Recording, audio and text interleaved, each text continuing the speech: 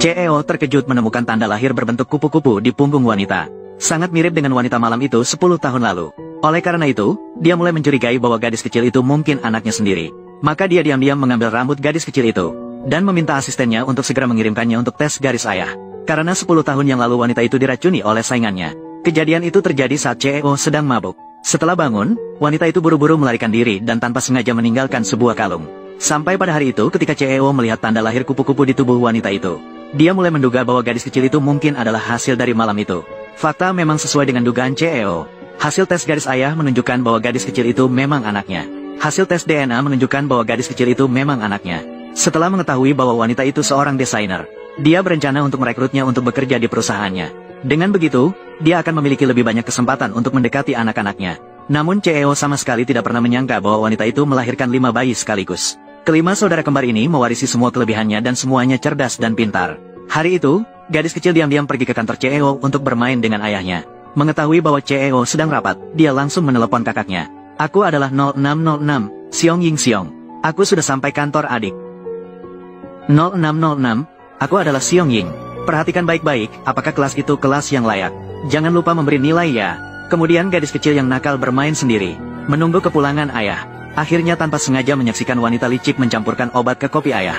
Wanita licik segera pergi mencari ibu setelah meninggalkan gadis kecil. Dia baru saja membawa ibunya ke kantor direktur. Kemudian direktur datang dengan penuh semangat ke arah wanita itu. Maka dia mulai memikirkan bagaimana cara yang adil dan sah untuk mendapatkan kembali. Segera menamparkan wanita licik karena perilaku tidak pantas direktur.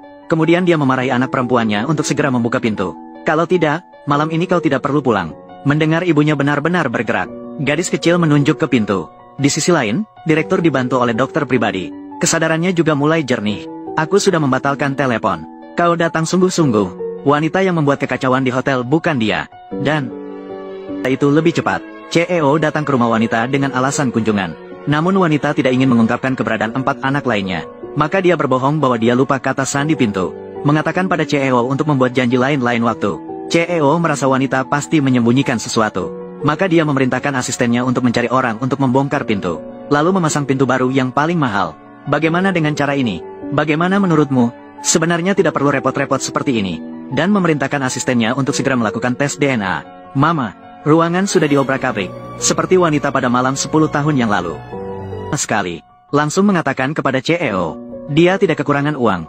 Kamu tidak kekurangan uang. Maka mereka juga adalah anak-anakku. Tapi jangan lupa, selama 7 tahun ini, mereka selalu bersamaku. Saya melahirkan mereka dan membesarkan mereka. Ingin merampas mereka dariku. Aku berkata padamu, tidak mungkin. Bicaralah dengan baik. Kita bisa berbicara. Kamu pergi benar-benar tidak boleh terbongkar lagi. Kemudian memperingatkan anak laki-laki kecil. Jangan sembarangan memanggil CEO ayah. Katakan padanya dia salah orang. Kakek presiden di sisi lain mengetahui cucu laki-laki yang baru lahir. Setelah mendengar berita tersebut, dia segera mencari CEO. CEO memberitahu kakek. Sebenarnya mereka adalah sepasang anak kembar. Kakek sangat senang mendengarnya. Dia bertanya pada CEO mengapa mereka tidak dibawa kembali. CEO memberitahu kakek. Dia menyiapkan 2 miliar. Namun tidak bisa membawa anak-anak kembali dari ibu mereka. Kakek langsung menyatakan, akan berunding langsung dengan Wan cek informasi seseorang untukku. Sementara itu, ayah CEO menemukan informasi wanita itu.